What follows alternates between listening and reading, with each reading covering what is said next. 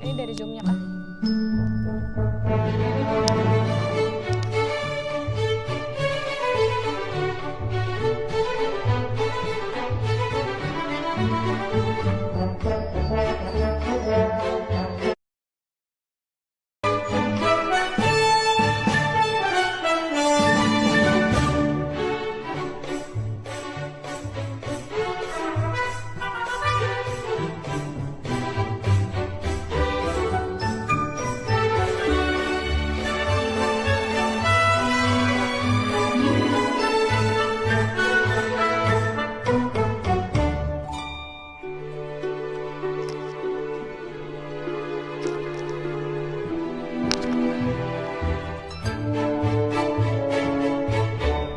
Ini OBS.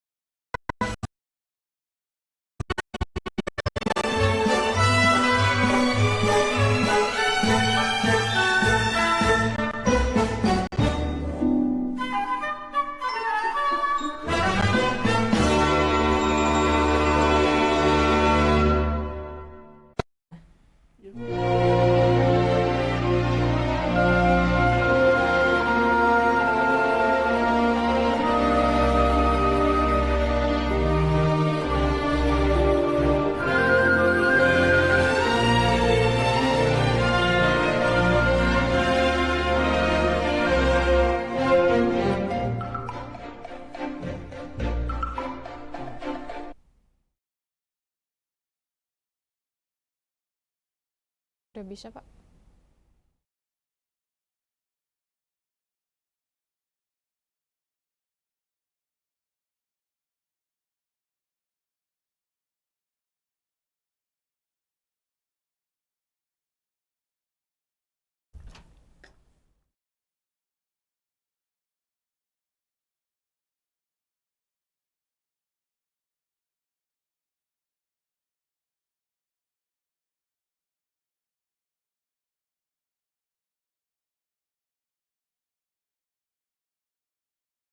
Halo.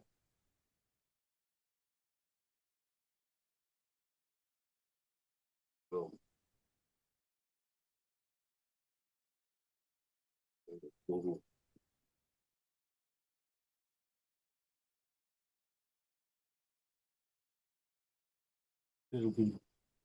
Kamu udah minum?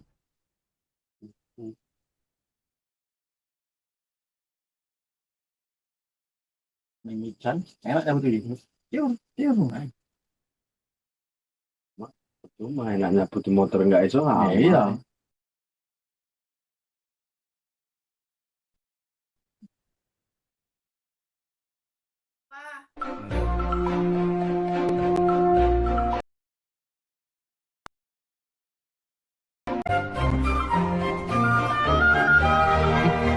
Pacarnya yang kenapa videonya boleh emang videonya dibatasi kan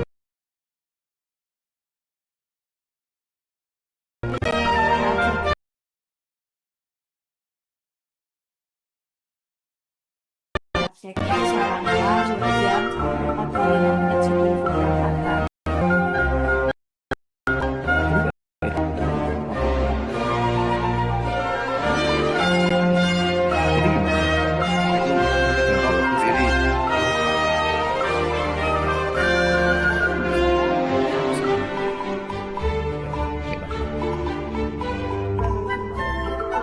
Assalamualaikum warahmatullahi wabarakatuh. Pak Tri, Bang, wih, kawan kita ini di Jogja. Di mana Jogja nih? di Jogja. Rudolf, sehat Pak Rudolf? Siapa? Chat. Pagi Bagi. semuanya luar biasa nih. Ketemu teman-teman semua ini. Siapa? Pak Toha juga nih ada nih Pak Toha nih. Semangat, semangat, semangat. Masih puasa kah Pak Tri? Pak Iswandi puasa ya? Alhamdulillah. Itulah kita Idul apa ini Minanar ya, bisa memasuki pembebasan dari api neraka nih. Semua terakhir Final. kenal.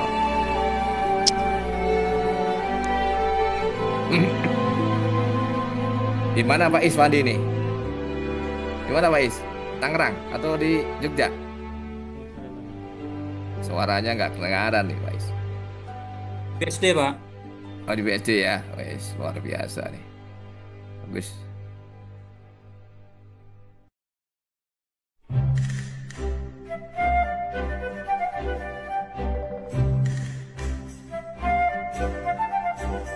Kita nunggu komando dari komandannya dulu ya.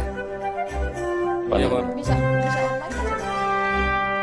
Masih belum. Ada Pak Arfan juga nih, alhamdulillah Pak Arfan hadir. Hadir Pak. Kapan Pak bisa kami ke sana Pak? Siapnya? Setelah Habis Lebaran siap? aja Pak, tanggung Pak.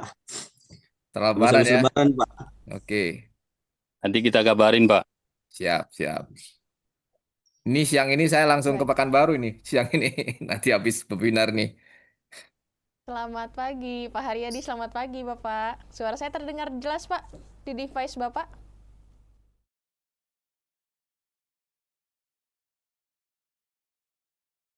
Mobilan jalan ya. Baik, selamat pagi. Masih di mute. Hostnya mana nih hostnya ini? Selamat pagi.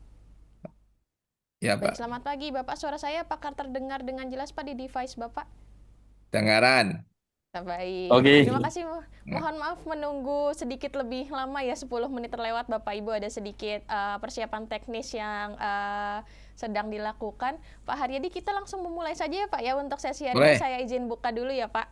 Baik, Baik, terima kasih Bapak Ibu. Mohon untuk menonaktifkan mikrofonnya. Kita akan segera memulai untuk sesi pelatihan pada pagi hari ini, sesi webinar bersama dengan Prof. Haryadi MS. Baik, Bapak Ibu, untuk kapasitas meeting hari ini di 100 orang, nanti barangkali rekannya belum bergabung, mohon berkenan ditunggu ya, karena nanti akan kita accept satu persatu sesuai dengan peserta yang mendaftar. Baik, saya buka terlebih dahulu. Assalamualaikum warahmatullahi wabarakatuh. Selamat Waalaikumsalam. pagi. Waalaikumsalam warahmatullahi wabarakatuh. Selamat pagi dan selamat datang Bapak Ibu di webinar hari ini untuk topik peranan ISPO Permentan 33 tahun 2025 untuk sawit Indonesia berkelanjutan bersama dengan Base Planter Indonesia. Baik, hari ini semoga Bapak Ibu dalam keadaan sehat.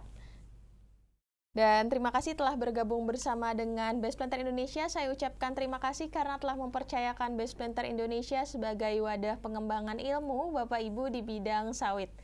Baik, Bapak Ibu, perkenankan saya Aulia yang akan memandu berjalannya kegiatan pada hari ini. Sebelumnya saya ucapkan selamat menjalankan ibadah puasa bagi Bapak Ibu yang menjalankan ibadah puasa pada pagi hari ini dan tetap semangat ya untuk belajarnya bersama dengan webinar kita hari ini. Baik, untuk kenyamanan webinar kita hari ini dan kelancaran kegiatan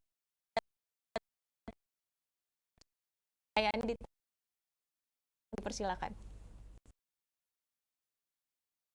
Oke, baik. Bismillahirrahmanirrahim. Assalamualaikum warahmatullahi wabarakatuh. Baik, Salam. selamat pagi Pak Haryadi. Ya, pagi. Baik, suara saya terdengar ya, Pak? Siap, tadi ada putus-putus. Oh, agak putus-putus. Baik, mohon maaf. Baik, Bapak izin saya berikan informasi terlebih dahulu ya, Pak ya, ke peserta. Siap, mangga, silakan. Baik, terima kasih Bapak. Baik, Bapak Ibu semuanya, nanti kita akan masuk ke dalam sesi materi pada hari ini. Langsung masuk bersama dengan Bapak Prof. Haryadi MS, dan hari ini kita bersama dengan Bapak Profesor Dr. Insinyur Haryadi MS. Beliau merupakan pakar perkebunan sawit berkelanjutan, dan kita akan mengetahui lebih lanjut Bapak Ibu terkait peranan ISPO Permentan 33 tahun 2025 hari ini, bagaimana efeknya untuk sawit Indonesia berkelanjutan. Nanti jika Bapak Ibu ada yang ingin bertanya, karena waktunya di hari ini terbatas ya Bapak Ibu semuanya, dan peserta yang mendaftar hari ini sekitar ada 100 orang. Jadi nanti kita akan batasi terlebih dahulu untuk sesi tanya jawabnya di akhir sesi setelah pemaparan bersama dengan Bapak Haryadi. Kalau begitu langsung saja Bapak Haryadi, apakah sudah siap Bapak di device-nya? Siap, insya Allah. Oke. Baik, kalau begitu kita langsung saja. Pak Haryadi sudah semangat, mudah-mudahan Enggak. Bapak dan Ibu semua yang bergabung sudah semangat ya Bapak Ibu semuanya. Kalau begitu dipersilakan kepada Pak Haryadi untuk materinya pada pagi hari ini. Baik, Bismillahirrahmanirrahim. Assalamualaikum warahmatullahi wabarakatuh. Terima kasih kehadiran Bapak Ibu semuanya dan saudara semuanya. Dan kita mulainya telat, tetapi nanti selesainya harus on time ya. Tidak boleh telat ya. Kita jam 12 tepat karena saya harus langsung ke bandara ya. Mau ke ini. Baik, saya akan coba share screen ya. Ini belum di ini Mbak, untuk share screen-nya Mbak. Halo, Mbak Aulia. Baik, mohon berkenan dibantu oleh operator Base Planter Indonesia. Sebentar Bapak. Di ininya belum di ini kan share-nya. Belum bisa nih. Baik. Baik Bapak, bisa dicoba kembali apakah sudah bisa diakses Pak? Itunya masih belum di multi ya, masih. Oh, udah, saya coba ya. Oke. Apakah sudah kelihatan? Baik, masih proses Bapak.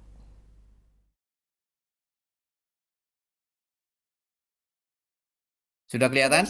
Sudah terlihat Bapak. Alhamdulillah, baik, Bapak sekalian. Jadi kita pada siang hari ini akan membahas terkait dengan Permentan 33 ya, tahun 2025 ya. Terkait dengan peran ISPO dalam mewujudkan industri kelapa sawit yang berkelanjutan. Perkenalkan, nama saya Haryadi ya. Saya dosen di IPB ya, sebagai dosen tetap di sini, dan saya memang memiliki latar belakang sertifikat dari berbagai sistem terkait dengan perkebunan dan kompetensi di bawah di dalam lingkungan ya. Ya, ada 22 sertifikat ini, mudah-mudahan bisa memberikan pemahaman di dalam Permentan 33 ini dengan skala yang baik. Baik, Bapak sekalian, jadi Permentan 33 itu tahun 2025 ini tentang sertifikasi kelapa sawit berkelanjutan Indonesia terhadap usaha perkebunan kelapa sawit. Ini ya.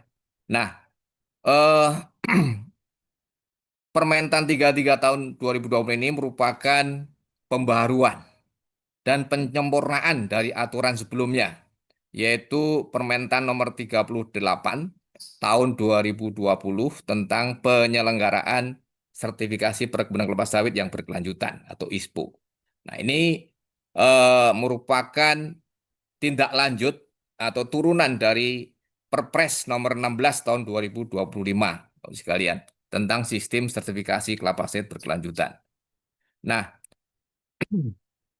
memang di dalam Permentan 38 kemarin itu pada tahun 2025 itu diharapkan semua sudah bersertifikat, tapi kenyataannya pencapaiannya masih belum sesuai yang diharapkan, sehingga dikeluarkanlah Perpres yang baru ini dan juga Permentan nomor 33 ini. Untuk apa? Untuk tadi pembaharuan dan penyempurnaan dari aturan yang mana mungkin lebih sederhana sebenarnya itu ya. Mungkin nanti kita bahas bersama-sama. Baik, Bapak sekalian, memang ISPO ini apakah Permentan 38 maupun Permen 33 ada tujuan yang utama dari Permen ISPO ini, yaitu bahwa akan menjamin kelapa sawit ini layak secara sosial, ekonomi, dan lingkungan. Jadi triple P ya, People, Planet, Profit, demikian ya. Harapannya demikian kalau memang betul-betul dilaksanakan dengan baik. Kemudian meningkatkan keberterimaan pasar global dan daya saing sawit Indonesia. Ini dari eh, wakil-wakil kita di luar negeri sana itu selalu menyampaikan bagaimana Indonesia berusaha untuk mengelola sawit ini secara berkelanjutan. Kemudian juga memperkuat tata kelola dan kepatuhan terhadap pelaku usaha kelapa sawit, baik eh, perusahaan maupun pekebun. Jadi pelaku usaha sawit di Indonesia itu tidak hanya perusahaan, tapi sekarang juga pekebun, yang mana pekebun itu sudah lebih dari 40% arealnya merupakan areal punya pekebun. Juga dengan ISPO ini akan mendorong sertifikasi bagi seluruh pelaku usaha. Ya, jadi ada perusahaan dan juga pekebun, serta bagaimana mengembangkan keberlanjutan di seluruh rantai nilai sawit. Jadi tidak hanya TBS, tapi bagaimana rantai nilainya itu bisa dikembangkan secara berkelanjutan. Nah, untuk Permentan 33 ini tahun 2000 itu ada 9 bab dan 84 pasal. Di mana bab 1 terkait dengan ketentuan umum itu ada 1 pasal, bab 2 tentang prinsip dan kriteria ISPO itu ada pasal 2 sampai pasal 5, kemudian bab 3 terkait dengan syarat dan tata cara sertifikasi ISPO ada 20 pasal di situ. Kemudian bab 4 terkait penerbitan dan masa berlaku sertifikat. Kemudian bab 5 tentang transfer sertifikat. Bab 6 tentang sengketa, bagaimana penyelesaiannya. Itu ada 5 pasal di situ. Kemudian bab 7 terkait dengan pembinaan dan pengawasan, yaitu pasal 41 sampai 60. Kemudian bab 8 terkait pembiayaan dan insentif, pasal 61 sampai 70, serta yang bab 9 adalah sanksi administratif dan ketentuan penutup. Juga disampaikan adanya lampiran-lampiran. Saya tidak akan membahas pasal per pasal seperti ini karena waktunya sangat terbatas. Tetapi saya akan merangkum beberapa hal terkait dengan tadi peran dari Permentan ini ya. Nah, jadi bagaimana peran ISPO ini dalam mewujudkan industri perkebunan? Jadi kita lihat dari tiap pasal tadi bahwa pertama ISPO ini akan mewajibkan eh, sertifikasi bagi semua pelaku sawit yang ada di Indonesia. Ini disampaikan di dalam pasal 2, pasal 3, pasal 4 dan 5 di sini. Bahwa pasal 2 itu kewajiban sertifikasi ISPO bagi seluruh usaha perkebunan sawit. Kemudian pasal 3-nya terkait ruang lingkupnya yang wajib disertifikasi. Ya, antara perusahaan, kelapa sawit, dan pabrik, serta pekebun maupun yang terintegrasi. Kemudian juga batas waktunya ada di situ. Jadi pada pasal-pasal ini, pasal 2, 3, 4, dan 5 ini menjadi mandatori, menjadi dasar bahwa sertifikasi ISPO ini wajib ya, mandatori, bukan sukarela, gitu ya, bukan sukarela. Ini. Kemudian yang kedua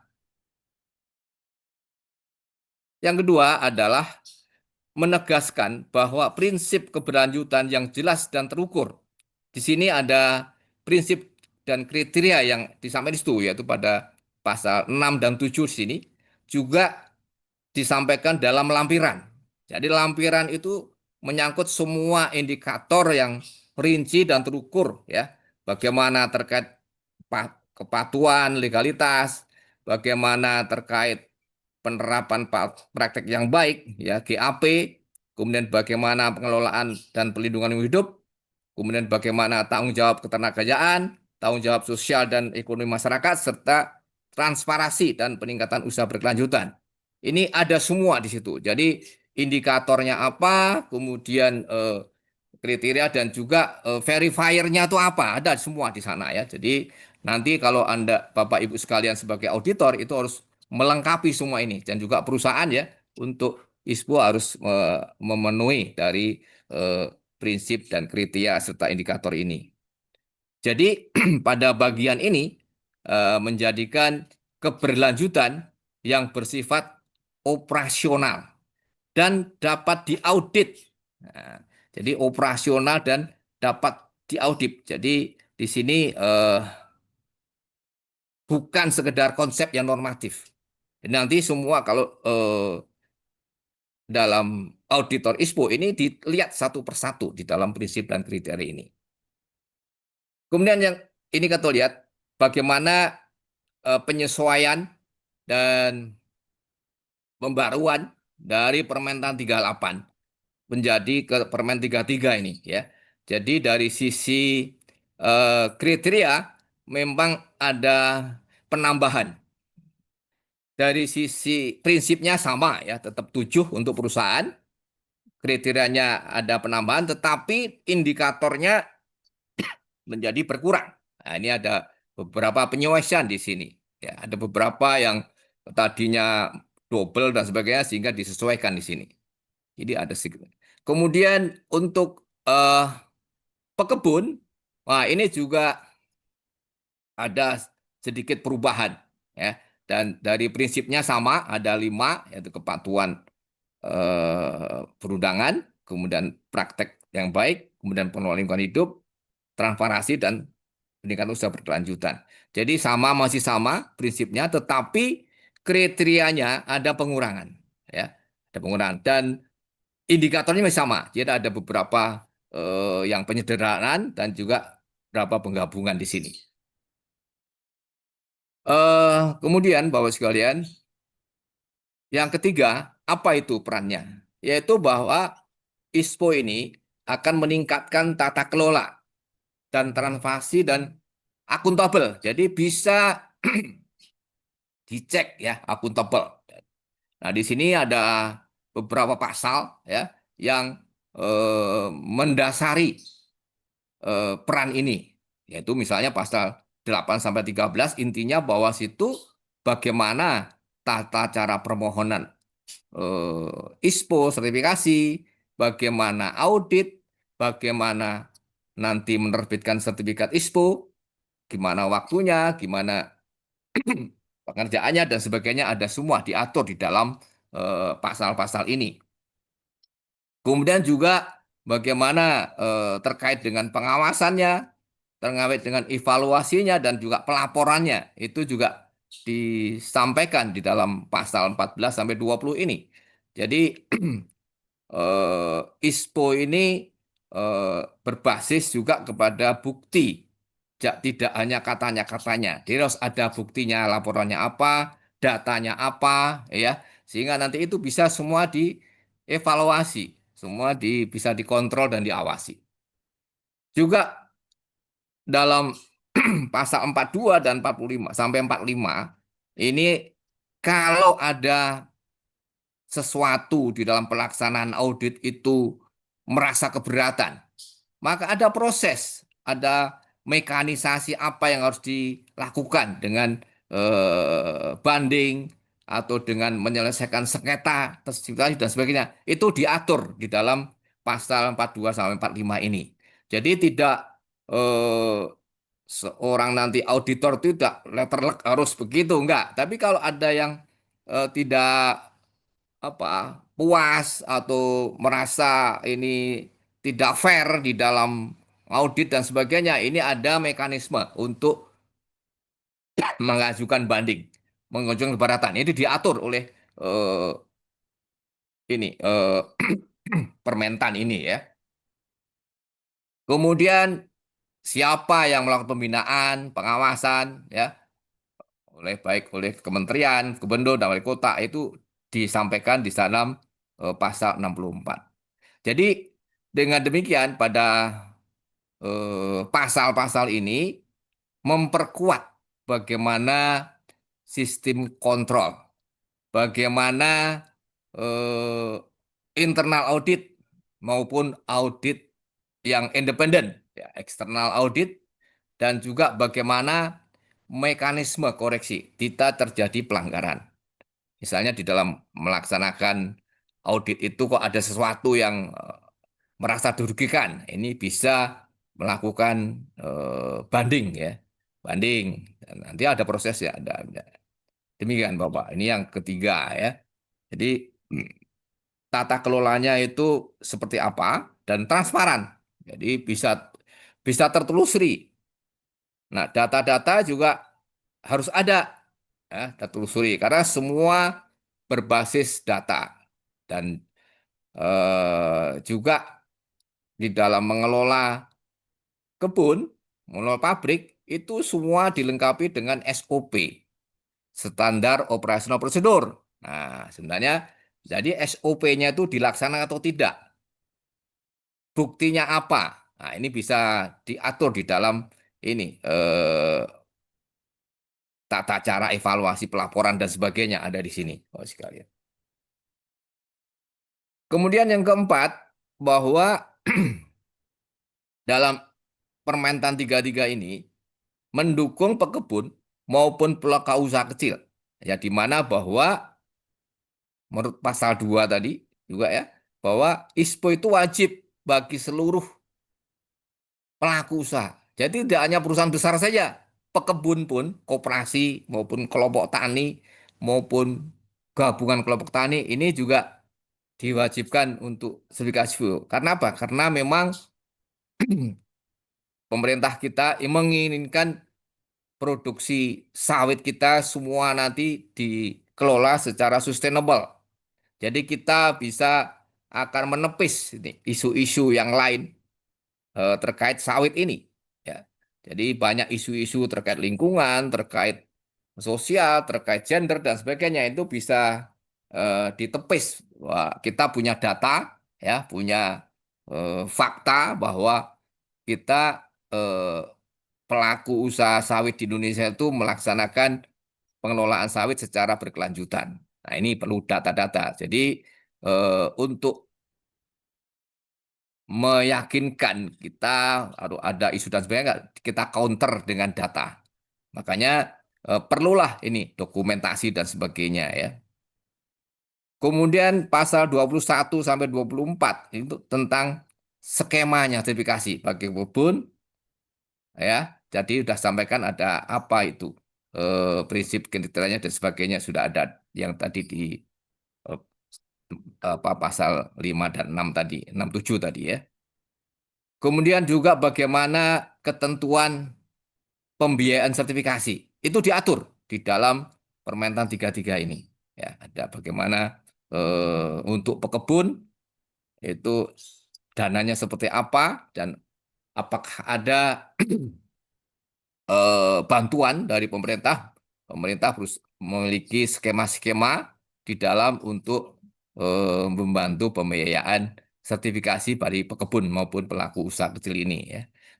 Suka bagaimana dukungan, fasilitasi, pendampingan, akses pendanaan bagi kebun untuk memenuhi standar ISPO ini. Ini ada terangkan tercantum di pasal 80. Ya, jadi di sini pemerintah akan memberikan bantuan, ya, dukungan untuk fasilitasi, pendampingan dan sebagainya. Nah, dan ini menunjukkan bahwa dengan Permentan 33 ini, ya, keberpihakan kepada pekebun atau smallholder itu cukup besar sehingga mereka mampu untuk bisa melakukan sertifikasi.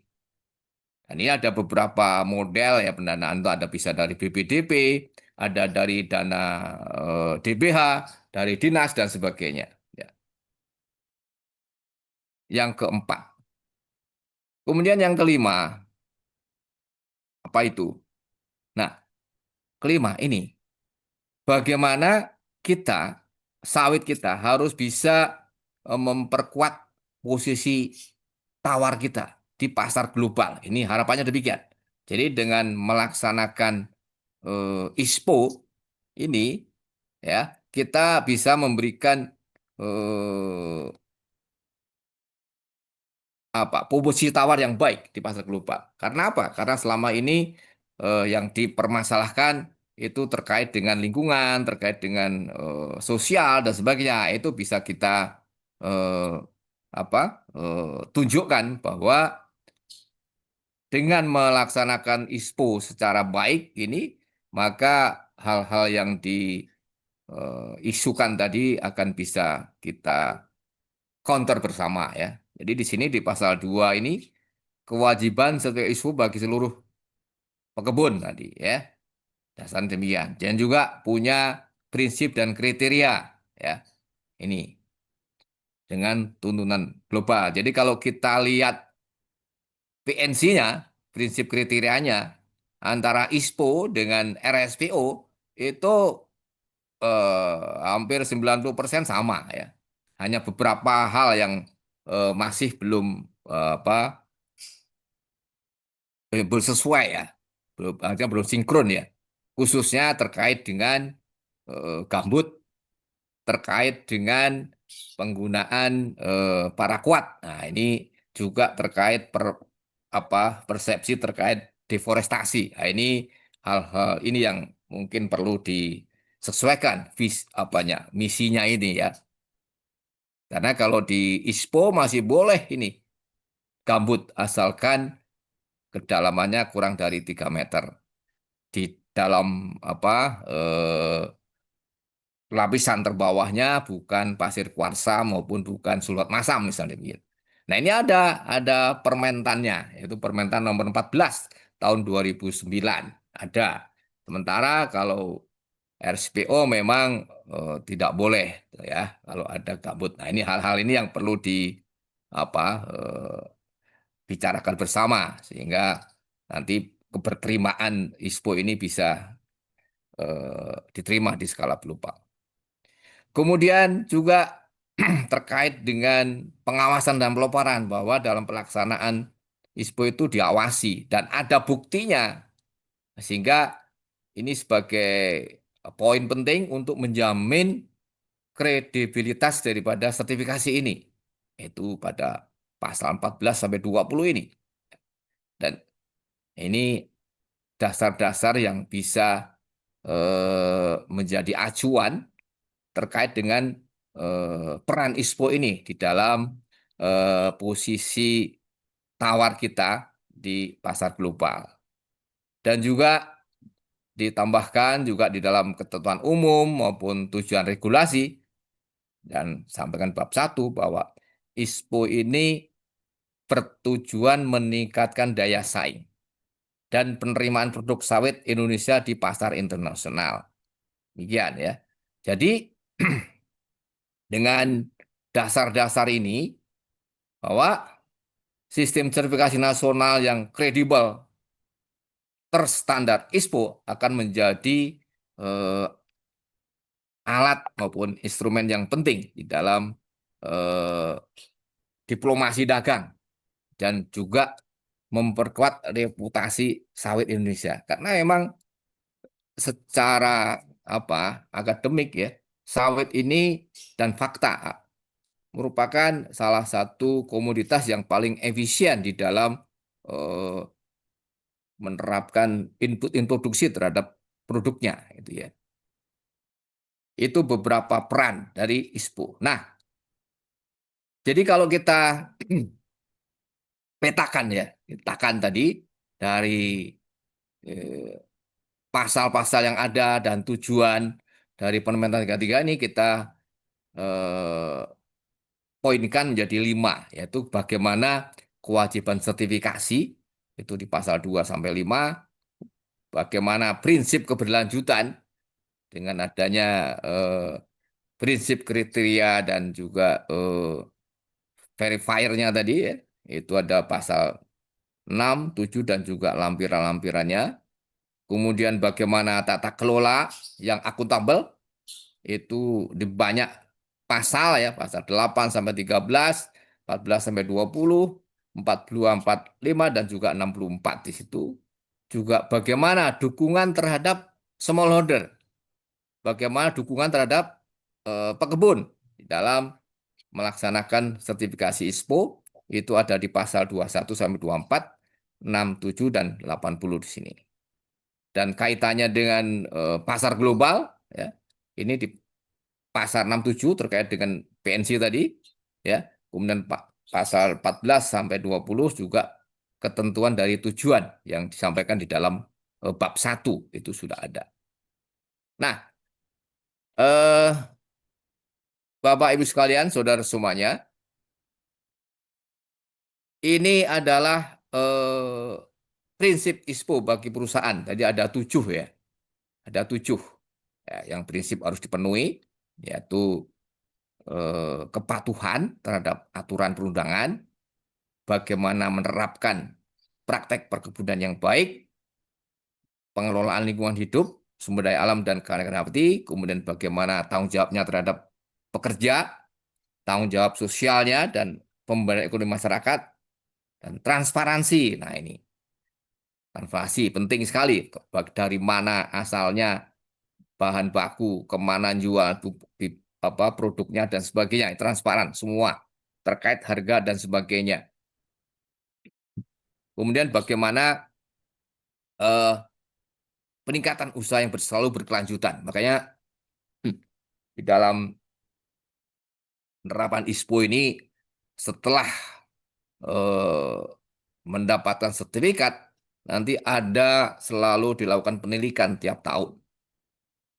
Jadi ada surveillance namanya.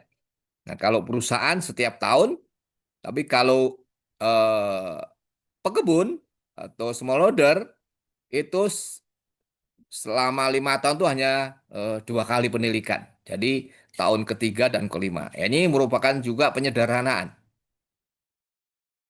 Nah, pekebun ini ya, kalau Permentan 38 yang lalu itu setiap tahun harus melakukan penelitian. Sementara dengan ISPO yang 33 ini tidak harus setiap tahun ya, tapi setiap 2 tahun sekali. Jadi nanti tahun pertama sertifikasi, kemudian tahun ketiga surveillance dan tahun kelima surveillance kedua. Jadi 2 kali saja. Demikian Bapak sekalian. Nah, dari prinsip kriteria tadi, poin pentingnya apa? Nah, ini dia. Karena tadi ini hal yang mungkin harus dipenuhi kalau perusahaan maupun pekebun ini melakukan sertifikasi ISPO, ya. Yaitu bahwa yang pertama prinsip legalitas dan tata kelola perkebunan. Jadi sini menekankan bagaimana kepatuhan terhadap seluruh peraturan perundangan yang berlaku. Perizinan usaha yang sah. Jadi izin usaha itu kalau perusahaan ada IUP, IUPB, IUPP. Kalau pekebun bukan perizinan tetapi surat tanda daftar budidaya STDB seperti itu ya. Nah ini babnya ini. Kemudian bagaimana kesesuaian tata ruang dan status lahan jelas. Milik siapa? Tanahnya, status tanahnya ya. Luasnya berapa? Koordinatnya di mana? Ya. Batasnya mana? Tata batas dan sebagainya itu ada di situ ya. Ini tata ruangnya sesuai. Tidak di dalam kawasan hutan ya. Yang sekarang ini oleh pemerintah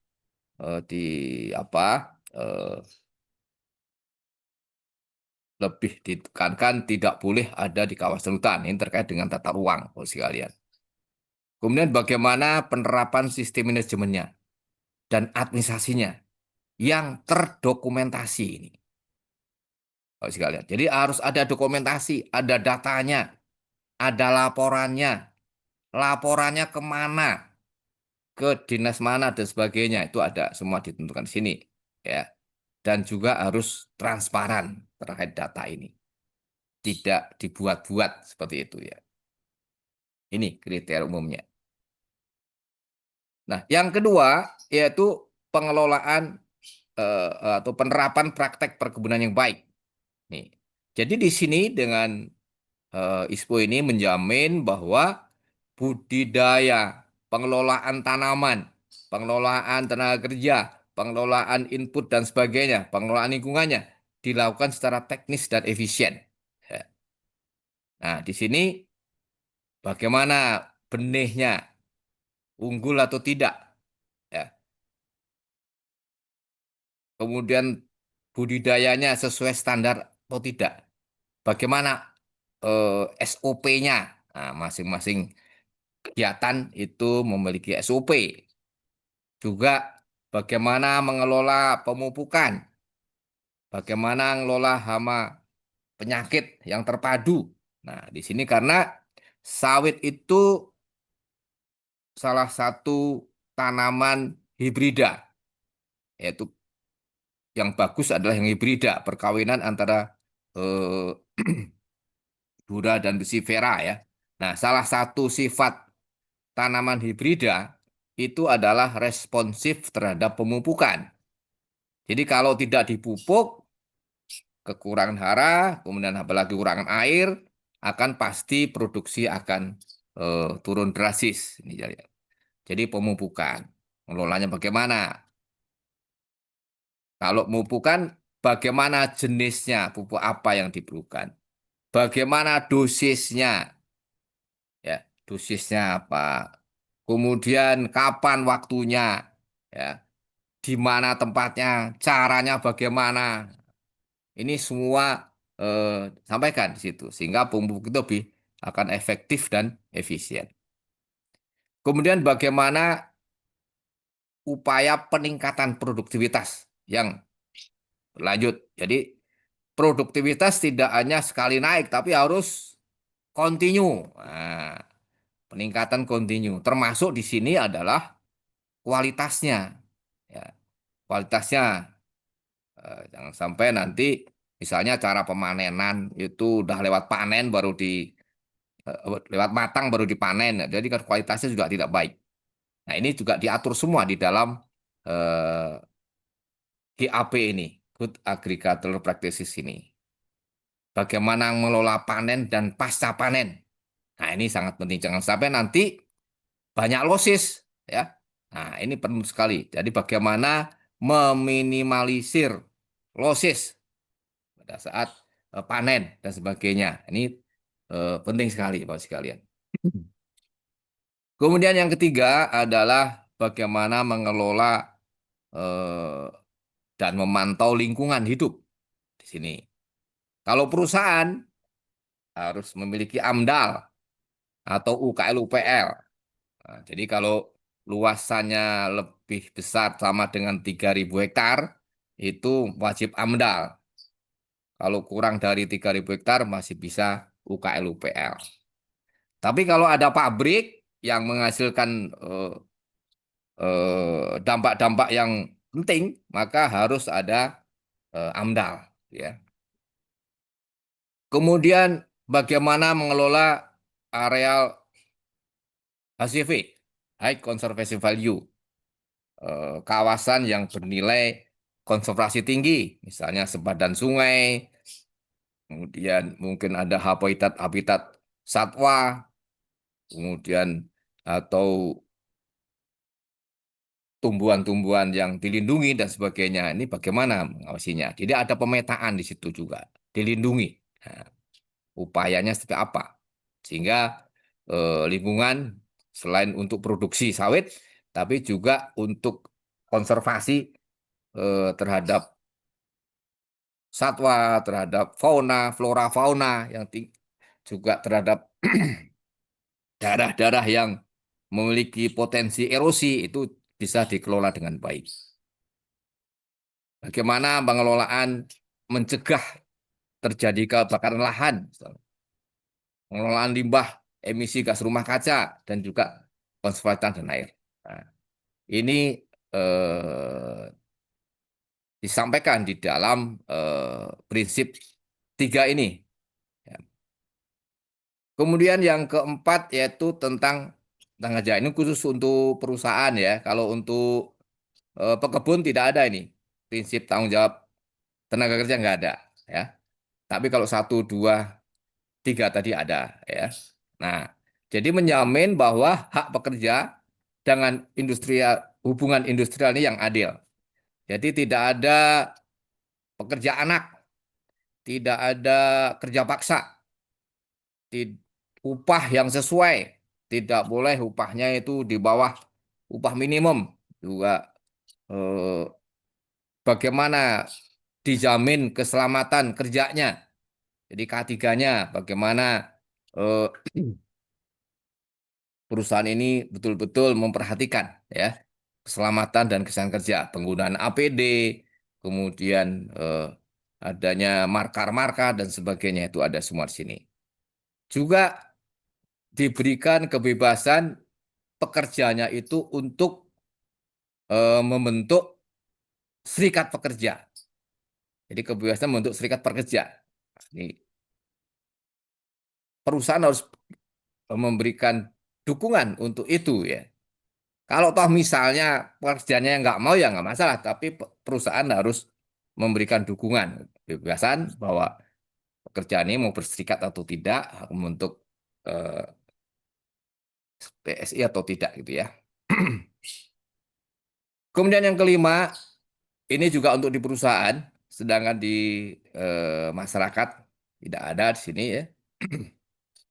Yaitu menjaga hubungan yang harmonis dengan masyarakat sekitar. Supaya apa? Supaya tidak ada konflik terkait konflik lahan, kemitraan, bagaimana juga CSR dibangun oleh perusahaan. Kemudian bagaimana kalau ada hal-hal yang terkait ketidakpuasan masyarakat, itu ada mekanismenya, bagaimana mengadukan, bagaimana melayani dan sebagainya. Itu ada logbooknya, ada semua ini harus terdokumentasi, semuanya harus terdokumentasi. Ya, harapan demikian, Bapak sekalian. Kemudian yang ke-6 yaitu tentang penerapan transparansi. Nah, harus transparan. Jadi di sini ditekankan bahwa pentingnya transparansi sehingga semua data, semua informasi dapat tertelusuri. Accountable, ya, dapat dicek nilainya dan sebagainya. Dan juga nanti dengan adanya data yang baik ini, accountable ini, bisa meningkatkan kepercayaan stakeholdernya, meningkatkan kepercayaan kliennya, meningkatkan kepercayaan masyarakat sekitarnya terhadap pengelolaan perkebunan ini. Jadi di sini hal yang perlu diperhatikan adalah bagaimana ketersediaan dan keterbukaan. Dicek legalitasnya mana. Ada, Pak. Ini buktinya. Jadi jangan hanya ada, tetapi harus ada bukti otentiknya. Ya. Kemudian sistem pencatatan dan pelaporannya yang terdokumentasi. Semua ada. Ya. Kemudian informasi aksesnya ada. Jadi mau menghubungi ke siapa, ke dinas atau ke desa dan sebagainya, itu ada informasi yang baik. Aksesnya baik sekali. Jadi tidak ada hal yang ditutup-tutupi di sini sehingga betul-betul transparan ya. Kemudian adanya mekanisme pengaduan, mekanisme kalau ada permasalahan, perbedaan, sengketa, ini ada tata cara bagaimana untuk menyelesaikan ini ya. Apakah dengan cara head to head, kemudian dengan apa secara apa soft pemahaman yang lembut dan sebagainya ini ya, sehingga sengketa ini bisa diselesaikan dengan baik. Juga keterbukaan transparansi dalam proses pelaksanaan audit maupun sertifikasi harus transparan semua, terbuka ya. Ini prinsip transparansi. Demikian.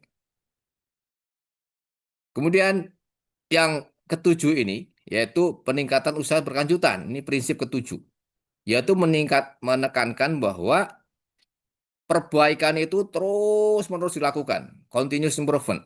Jadi selalu dilakukan evaluasi berkala, apa yang kurang diperbaiki. Jadi ada mungkin pada saat dilakukan audit itu ada temuan, harus tutup, ada rekomendasi, ada observasi untuk perbaikan, dilaksanakan baik. Sehingga nanti bisa tercapai peningkatan efisiensi produksi. Juga bisa jelas meningkatkan efektivitas dan peningkatan produktivitas itu. Dan juga harus selalu beradaptasi terhadap perkembangan peraturan, ya. Sejak baik regulasi nasional, regulasi internasional, regulasi global, pasar dan sebagainya. Nah, ini jadi Permentan 33 ini juga salah satunya ini untuk mengadaptasi ternyata perlunya perubahan di dalam Permentan 38 ini untuk menyederhanakan sehingga capaiannya lebih cepat tercapai nih sertifikasi ISPO. Nah, kemudian tadi disampaikan ada lampiran, ya. Ada 3 lampiran di dalam Permentan nomor 33 ini. Yaitu yang lampiran pertama itu terkait prinsip dan kriteria untuk perkebunan industri kelapa sawit. Ya, ada 7 tadi, ya, PNC-nya. Jadi sudah sampaikan tadi ada legalitas usaha perkebunan, praktek budaya yang baik, pengelolaan lingkungan, tanggung jawab terhadap pekerja, tanggap sosial kepada masyarakat, kemudian transparansi dan peningkatan usaha yang berkelanjutan. Yang lampiran 2-nya itu terkait dengan pekebun, ya. Pekebun. Jadi kalau perusahaan tadi ada 7 prinsip, untuk pekebun ini ada 5 prinsip, ya, yaitu legalitas, kemudian penerapan budaya yang baik, pengelolaan lingkungan hidup, transparansi, dan peningkatan usaha berkelanjutan. Ada 5, sehingga lebih simpel sebenarnya, ya, pun ini. Sedangkan yang lampiran 3 ini terkait dengan rantai pasok, supply chain dari ISPO ini, ya. Supply chain ini terkait bagaimana ketelusuran, traceabilitas daripada bahan bakunya, dari mana asalnya, kemudian jumlahnya berapa, dan semua tertelusuri. Termasuk juga nanti penjualannya kemana, produk-produk TBS-nya kemana jualnya, apakah melalui lewat RAM atau agen, apakah langsung ke pabrik, bagaimana, atau semua tertulis semuanya. Dan adanya model rantai pasok yang misalnya mass balance, artinya mass balance itu berdasarkan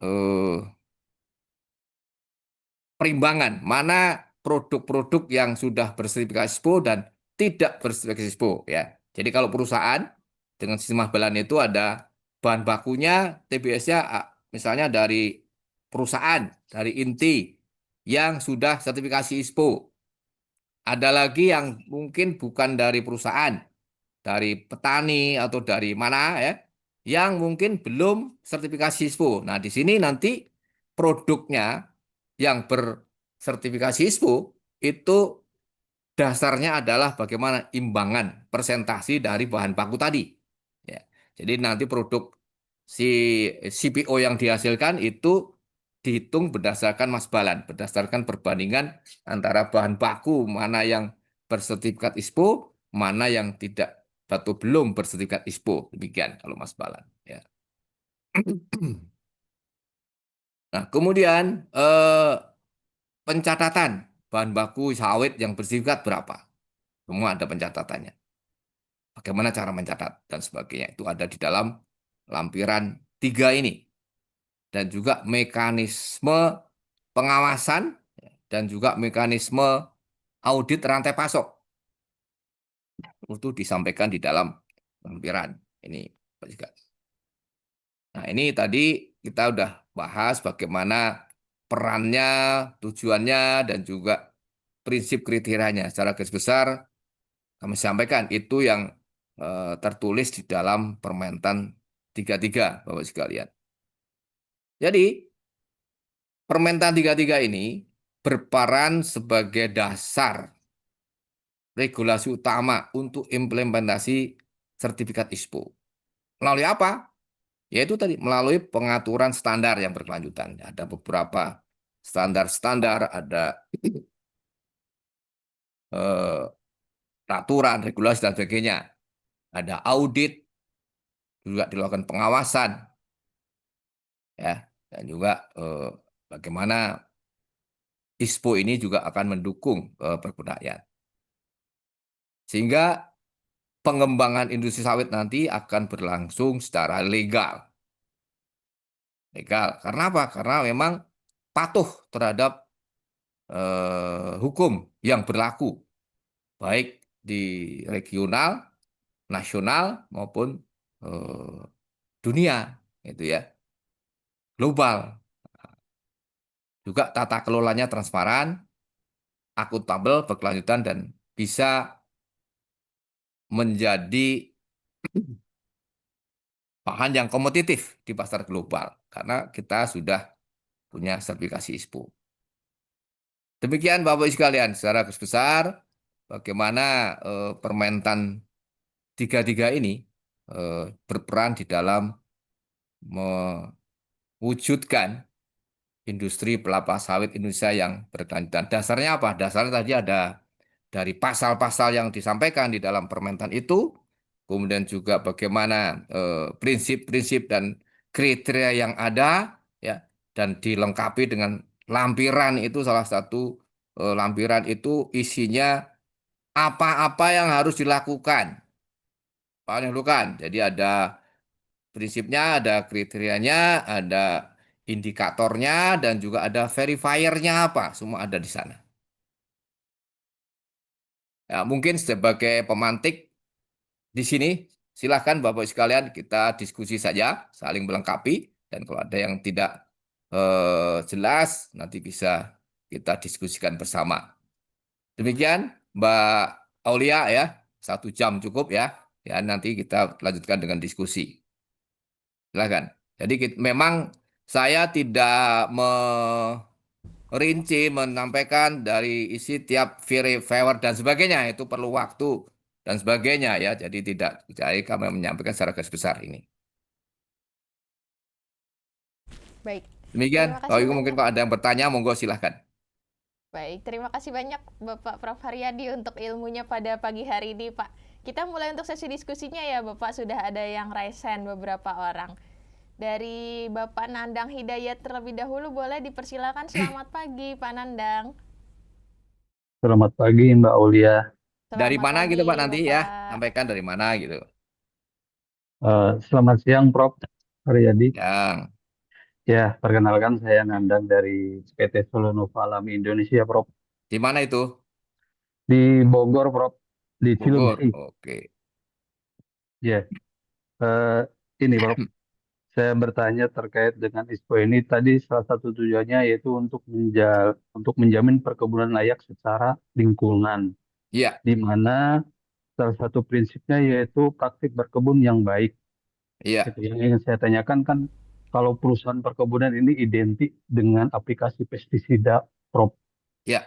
Dan PHT-nya itu bukan pengendalian hama terpadu terkadang, Hmm, tapi pestisida harus terutama, hmm, gitu, Prof. hmm. Jadi, tapi ada juga kebun yang menggunakan yang menggunakan pengendalian hayati dan pestisida nabati. Nah, Iya. maksud saya untuk mendapatkan sertifikasi ISPO ini, apakah ada insentif positif bagi Hmm, kebun-kebun yang melakukan praktek, terutama kaitannya dengan pengendalian OPT itu menggunakan pestisida nabati, pengendalian hayati gitu, Prof. Ya, Apakah ada treatment atau kemudahan-kemudahan gitu, Prof? ya, Itu yang pertama. Terus yang kedua, Prof, yang kedua itu kan ada istilah ISPO dan RSPO. ya. Itu apakah saling mensyaratkan satu dengan yang lain? Maksud saya, apakah setelah mendapatkan ISPO harus RSPO atau untuk mendapatkan RSPO harus ISPO Oke, dulu gitu? oke. Terus kenapa harus ada dua itu? Apakah ada Hmm, market hmm, market yang menolak ISPO, hmm. tidak menerima ISPO, atau ada market yang Hmm. mensyaratkan RSPO? Ya. Mungkin itu, Prof. Terima kasih. Selamat siang. Assalamualaikum warahmatullahi wabarakatuh. Waalaikumsalam Waalaikumsalam warahmatullahi warahmatullahi wabarakatuh. Baik, wabarakatuh. langsung dijawab atau dikumpulkan dulu, Ibu? Boleh Pak, langsung dijawab eh, saja Bapak Prof, Prof Langsung Haryadi. dijawab. Oh, Langsung boleh. dijawab saja, Prof. Jadi memang pestisida itu salah satu hal yang di perkebunan, salah satu upaya untuk mengendalikan hama dan penyakit. Namun di sini di dalam ISPO ini karena tujuannya adalah supaya kita sustainable, jadi juga dibatasi penggunaan pestisida ini. Jadi di situ harus ada klausul yang menyebutkan adalah komitmen dari perusahaan untuk mengurangi penggunaan pestisida kimia. Ada komitmen. Jadi yang ditandatangani oleh eh, manajemen di situ. Dan diharapkan di situ dalam eh, prinsip 3 ini ya, itu juga prinsip 2 ini ya di apa eh, pengelolaan tanggung kecil ini itu bagaimana mendorong penggunaan pestisida nabati dan juga penggunaan musuh-musuh alami. Nah, di sini seperti misalnya untuk ulat api dengan menggunakan antigonon atau turnera dan sebagainya. Jadi penggunaan agensia-agensia hayati itu disarankan. Dan eh, tadi penggunaan pestisida pun itu harus terkontrol apa yang dipakai. Ada apakah pestisida itu bahan aktifnya apa, dilarang atau tidak. Jadi kalau dilarang nggak boleh. Gitu. Ada beberapa yang mungkin bahan aktifnya dilarang oleh pemerintah seperti itu. Misalnya penggunaan paraquat. Paraquat ini boleh untuk ISPO, tetapi penggunaannya harus berkurang dari tahun ke tahun. Misalnya tahun lalu menggunakan 50 liter, nah tahun ini harus kurang dari itu.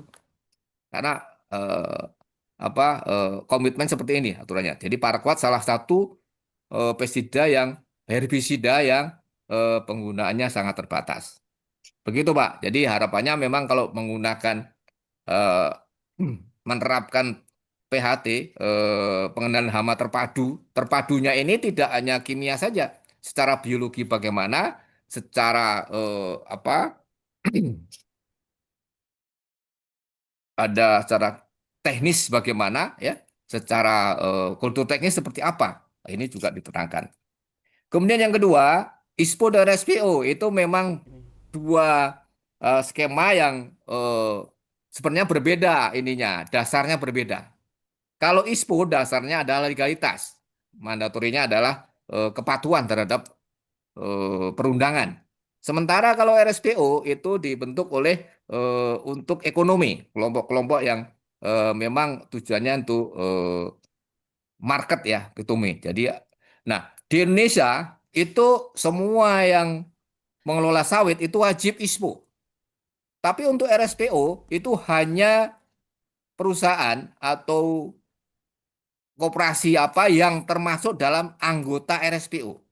Jadi kalau dia menjadi anggota RSPO dan mengelola sawitnya di Indonesia, maka dia harus punya ISPO, punya RSPO.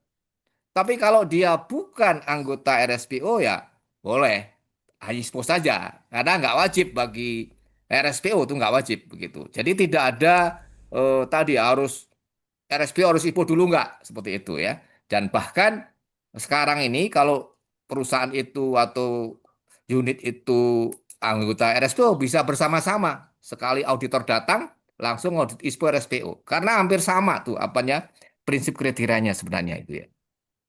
Begitu Pak Nandang ya. Artinya, Prof, bagi perkebunan yang menggunakan tadi pestisida nabati atau Hmm, geopestisida itu mempunyai kesempatan lebih gampang Oh gitu ya, mendapatkan ada di sertifikat ininya ada gitu di ya prinsip kriterianya tuh ada di situ. Ya untuk indikatornya mendapatkan juga kedua ada, jelas sertifikat di itu situ apa Prof yang ya. digunakan. Dan itu didorong untuk menggunakan itu sehingga nanti penggunaan pestisida kimia itu akan berkurang. Gitu. Baik, terima kasih Prof Ya. jawabannya. Baik, terima kasih banyak Pak Nandang untuk pertanyaannya. Terima kasih banyak Prof untuk jawabannya. Kita lanjutkan, di sini sudah ada Bapak Iswandi Ilyas. Selamat pagi menuju siang Pak Iswandi. Ini teman saya ini. Ayo Pak Iswandi, monggo. Selamat pagi menuju siang Pak Iswandi. Sudah terhubung Masih di Bapak? mute. Masih di mute. Ya, Assalamualaikum Pak Prof.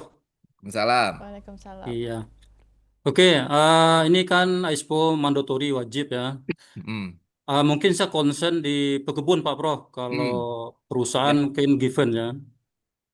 Nah, sama-sama kita tahu di pasal 4 untuk persyaratan ya di salah satu kan legalitas lahan ya Pak Prof. Hmm. Nah, kita tahu ya udah banyak perusahaan pekebun-pekebun kita yang kebunnya itu usianya udah tua ya 10 Hmm. tahun ya. Hmm. Nah, dan banyak rata-rata itu bermasalah di lahannya. Hmm. Nah, sementara kan persiapan itu harus punya SAM dan punya STDB kan, Prof. Hmm. Nah, masalah tuh rata-rata banyak kebun mereka tuh overlap dengan kawasan, pasti nggak bisa terbit Hmm. SAM dan STDB. Kemudian juga ada pengalaman juga di Sungai Melayu gitu ya, dia udah Hmm. punya SAM gitu ya. Hmm. Tetapi dengan terbitnya SK Menteri itu kan jadi masalah. Sehingga Hmm. tidak bisa, termasuk juga tidak bisa artinya mengajukan PSR ya dana Oke. replanting gitu ya Ya. karena masalahnya di situ. Ini kan sangat mendasar Ya. sekali gitu.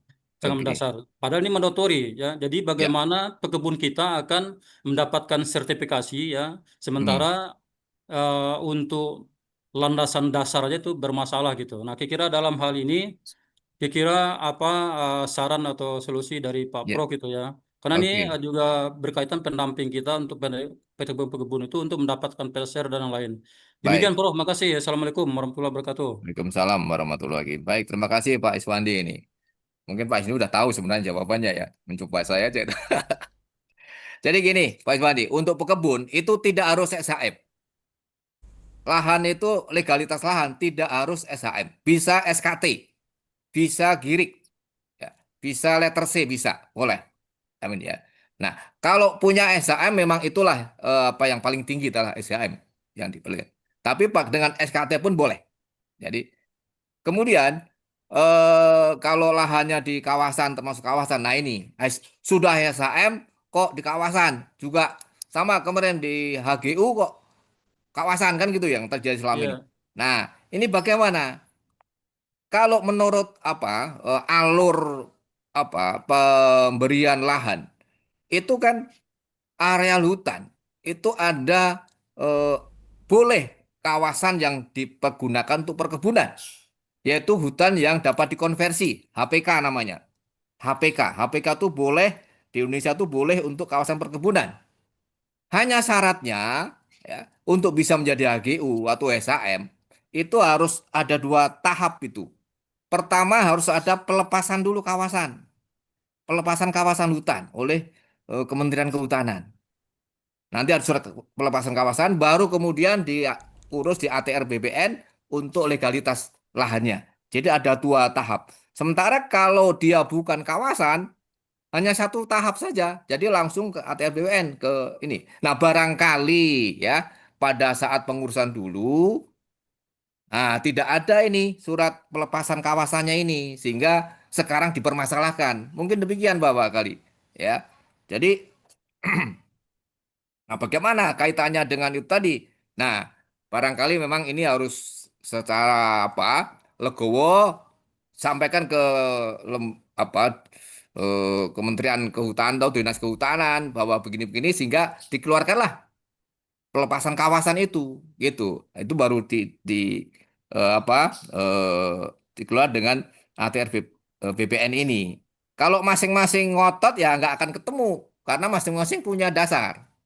Jadi harus memang ada kalau dari kawasan ada tahap itu Pak, aturannya demikian.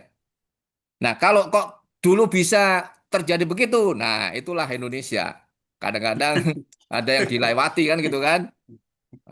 Jadi ada juga saya pernah ke suatu tempat, AMDAL itu tidak ada rekomendasi dari Dinas Lingkungan Hidup. Jadi langsung dari bupati aja keluarkan kan gitu. Wah ini kan nggak benar. Jadi yang malah yang marah-marah orang lingkungan hidupnya. Nah, kemungkinan itu yang terjadi. Kalau selama ini kemungkinan yang tadi terkait dengan pelepasan kawasan itu mungkin dilewati gitu Pak. Barangkali demikian.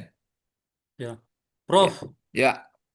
Kalau seandainya kita dalam posisi tim audit ya, itu Hmm. salah satu persyaratan seperti saya bilang tadi, mereka kan punya SAM, ya, mereka punya Boleh, SAM gitu. boleh, nggak apa-apa. Petani nggak boleh ACM nggak apa. Asal ada SKT. Bukan, maksud saya dia sudah punya SAM kan, dia sudah punya Ah, SAM, ya, hmm. Pak. Cuman kan dalam dalam konteks ini dia kan overlap dengan SK Menteri itu. Ya, Nah, nah kita ini sebagai makanya audit diselesaikan itu dengan kita bisa bisa sahkan nggak SAM mereka itu gitu. Dia bisa lihat kan gitu. Legalitas lahan dia tunjukkan SAM-nya, tapi dalam dalam konteksnya itu dia overlap dengan SK Menteri. Gimana tuh, ya. Bro? Ya, memang ini masih debatable semuanya. Karena apa? Karena kawasan ini batas-batas semuanya kan belum jelas juga ya. Nah, ini juga sebaiknya memang diselesaikan bersama-sama dengan dinas tempat ya, dinas lingkungan hidup, kemudian apa sehingga sama-sama clear and clean. Nah, soalnya nggak bisa ngotot-ngototan itu menurut saya gitu ya. Nah, Iya, iya, nanti iya. konfirmasi aja gimana ini Pak ke ininya sebagai auditor bisa konsultasi publik, konsultasi dengan stakeholder. Jadi bagaimana kata mereka kan begitu. Oke. Oke. Ya Oke, Pak, oke, Pak Bro. Iswandi ya. Jadi Ya, oke. Oh ya, kita makasih, Pak. konsultasi semua. Jadi nggak bisa kita eh, menurut kita sendiri nggak bisa gitu ya. Ya, oke. Oke sih. Memang ini masih Baik. masalah, banyak masalah seperti ini Pak. Iya, banyak Ya, khusus untuk pekebun, ya Pak. itu di Pelalawan tuh banyak sekali Pak. Hanya sekitar 400 meter persegi saja jadi masalah itu. Iya, iya. Padahal adanya dari 3.000 hektar kan gitu kan. Iya, iya. Hanya sedikit 400 meter persegi dan masalah. Monggo Oke. silakan lanjut. Oke, makasih, Bro. Baik, terima kasih Bapak Iswandi, terima kasih Prof. Kita lanjutkan di sini sudah ada yang raise hand. Selamat pagi menuju siang Pak Victor Huta Barat. Ya, selamat pagi menjelang siang, Ibu. Dari mana Ya, Pak Victor? silakan Bapak. Baik, perkenalkan Pak Prof, saya Victor Huta Barat dari PT Hamparan Sentosa. Posisi kebunnya adalah di Kutai Timur, Kalimantan Timur, Pak Prof. Oke, dari timur ya. Baik, saya mau minta masukan dari Pak Prof terkait dengan pekebun. Kalau di perusahaan itu kan namanya adalah plasma koperasi ya, Pak Ya, Prof ya, ya, bukan pekebun. ya. Nah, di kita ada punya case terkait dengan mau sertifikat untuk yang plasma, Mm, tapi hak atas tanahnya itu adalah HGU. Yang mm, satu masih bergabung dengan Inti, kemudian perusahaan yang satu lagi adalah sudah terpisah antara HGU mm, sama dengan intinya, baik itu mm, plasma maupun mm, inti. mm. Nah, menurut Pak Prof, apakah untuk pelaksanaan sertifikat ISPO ini bisa kita lakukan terpisah sehingga nanti sertifikatnya juga terpisah Mm, atau bagaimana Pak Prof? Dengan catatan yang satu PTA adalah HGU-nya masih gabung dengan inti, mm. yang perusahaannya satu lagi adalah HGU sudah terpisah dengan kebun inti dan IUP-nya Ya, juga sudah ada. ya. HG Mohon itu izin Pak atas Prof. nama siapa yang plasma tadi? Yang Atas nama plasma. koperasi atau apa? Ya, betul. Atas nama koperasi yang satu PT-nya sudah terpisah HGU-nya. Jadi memang Kemudian yang HGU, satu lagi HGU-nya masih gabung dengan Inti, Pak Prof. ya. Jadi HGU itu memang tidak boleh dimiliki oleh perorangan, harus Ya, unit usaha. Ya, ya, kalau tadi koperasi atau apa itu boleh itu ya. ya. Nah, eh, jadi kalau sudah agio atas nama koperasi ya nggak masalah sebenarnya Pak. Karena yang di kita audit itu adalah unit usaha, bukan perorangan. Ini. Baik. Kemudian kalau HGU-nya masih atas nama inti, ya Ya, ya siapa yang mau diaudit intinya berarti kan? Nah gitu. Yang mengajukan intinya di situ. Jadi bukan atas nama eh, koperasi itu kalau dia berada di ini kan. Kalau memang jadi seolah-olah yang koperasi itu menjadi bagian daripada Inti. intinya seperti itu. Jadi tetap Hmm, yang keluar apanya sertifikatnya nanti atas nama inti karena HGU inti. baik. Begitu, Pak. Kalau yang satu lagi Pak Prof yang terpisah dengan kebun inti, HGU sama IUP-nya HGU terpisah, maksudnya HGU-nya terpisah sama inti. terpisah, Dia udah punya ya, HGU. ya di satu PT yang lain Pak Prof. Ya malah bagus itu. Tapi HGU-nya kan bukan atas perorangan kan, atas nama koperasi kan. Benar Pak Prof, benar. Ya itu malah lebih bagus. Bisa langsung nama koperasi itu dengan nanti Kemudian berapa kita anggota. pakai lampiran berapa Pak Prof? Apakah lampiran satu atau lampiran dua yang terpisah dengan inti HGU-nya? Apa kebun itu, Pak? Ya, Ah, pakai kebun, lampiran dua, berarti berarti lampiran pekebun dua, ya Pak Prof ya. lampiran dua. Jadi prinsipnya ada 5 prinsip itu aja. Jadi Baik, lampiran dua itu untuk unit usaha pekebun, bukan perusahaan, walaupun koperasi dia dan berbadan sebagainya hukum itu. HGU dan IUP ya Pak Prof Ya, ya. gitu. Pak Prof mungkin kalau misalnya kami untuk mendapatkan itu bahasanya adalah lampiran dua, kemana kami lapor ya? Karena LKS kita masih berkukuh itu masuk pada lampiran satu dia Pak Prof. Kalau lampiran satu untuk perusahaan, Pak, Betul. untuk perusahaan. Iya, entitasnya Cuman perusahaan. Hmm. cuman kita ajukan sertifikat untuk yang koperasi ini, mereka Hmm. bilang adalah untuk yang lampiran satu dia Pak Prof. Oh enggak, kalau koperasi lampiran dua, Pak. Lampiran dua, kalau petani. Walaupun Itu dia pekebun. punya badan hukum HGU ya, sama IUP ya. Ya, tapi atas nama koperasinya lo ya. Betul, betul. Tulisannya ya, koperasi, nggak apa-apa. Nanti harus seperti Maksudnya itu. kami boleh dapat dari mana Pak Prof ya, supaya itu bisa menyatakan lampiran dua dan kami kirimkan ke LKS-nya Pak Prof. Karena LKS ini masih bersekukuh masuk lampiran satu dia, koperasinya. Ya itu aja dari Permentan 33 kan ada lampirannya itu. Sampaikan di situ. Jadi memang koperasi itu bukan perusahaan, unit usaha yang mengelola petani kan begitu. Jadi Ya, gabungan koperasi membentuk koperasi. Sama itu. Ya, kalau memang kalau yang lain gabungan perusahaan apa di dalam HGU itu kan dikelola oleh banyak orang gitu maksudnya. Ada anggotanya itu kan. betul. Ya, betul. Nah, gitu. Jadi kalau kalau yang umum kan masing-masing anggota punya nih, katanya punya, gitu ya. Ya, Nah, ya. kalau eh ya ini memang harus didiskusikan. Menurut saya itu masih untuk yang dua itu, karena petani yang diinikan, gitu. Ya. Ya, kita juga sebagai apa perusahaan ya, kita mau berkeinginan masuk lampiran dua. Cuman setelah kita ajukan ke Hmm. LKS-nya, mereka Hmm. bilang masuk lampiran satu dia Pak Prof. Oke, ini di Cuman kami kecamatan mana? Coba nanti meminta saya ini, ini suka case yang saya tumpah ini selama ini nggak pernah ada yang seperti ini. ya, Apa karena bahasa di di kebun itu kan PT apa? plasma dia Harapan Pak. apa tadi? Hamparan apa? PT Amparan Sentosa Pak Prof. Di kabupaten mana?